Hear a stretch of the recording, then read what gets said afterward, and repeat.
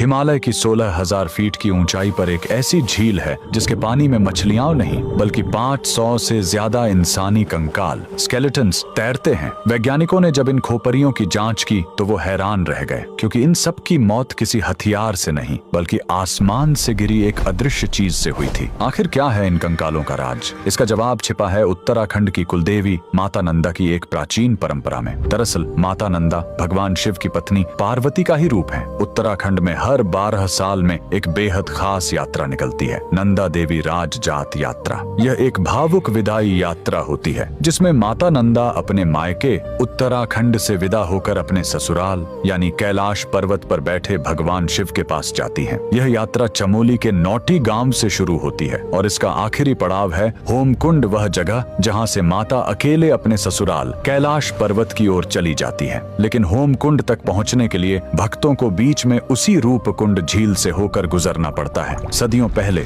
कन्नौज के राजा जसधवल ने इसी पवित्र यात्रा में शामिल होने की ठानी, लेकिन राजा को अपनी सत्ता का अहंकार था। वे भक्ति भाव से नहीं बल्कि पिकनिक मनाने के अंदाज में गए। नियम तोड़ते हुए वे अपने साथ गर्भवती रानी, नाचने गाने वाली नर्तकियां और जोर जोर से बजते ढोल नगारे लेकर पहाड़ पर चढ़ने लगे। माता नंदा अपनी विदाई के वक्त यह अपमान और शोर शराबा सह नहीं पाई। जैसे ही राजा का काफिला रूपकुंड झील के पास पहुंचा, देवी का प्रकोप टूट पड़ा। अचानक आसमान काला हो गया। बारिश नहीं बल्कि लोहे जैसे सख्त और भारी ओले गिरने लगे। वो ओले क्रिकेट की गेंद जितने भारी थे। वहां छिपने की कोई जगह नहीं थी। वो ओले सीधे राजा और उसकी सेना के सिर पर गिर रहे थे। देखते ही देखते राजा, रानी और उनके 500 साथी वहीं बर्फ में दफन हो गए। सैकड़ों साल बाद जब 1942 में वहां बर्फ पिघली तो दुनिया ने देखा कि झील कंकालों से भरी पड़ी है। और जब फॉरेंसिक जांच हुई तो वैज्ञानिकों ने पुष्टि की कि इन सभी खोपरियों में दरारें थीं जो ऊपर से किसी भारी गोल चीज ओले के गिरने से ही आई थीं।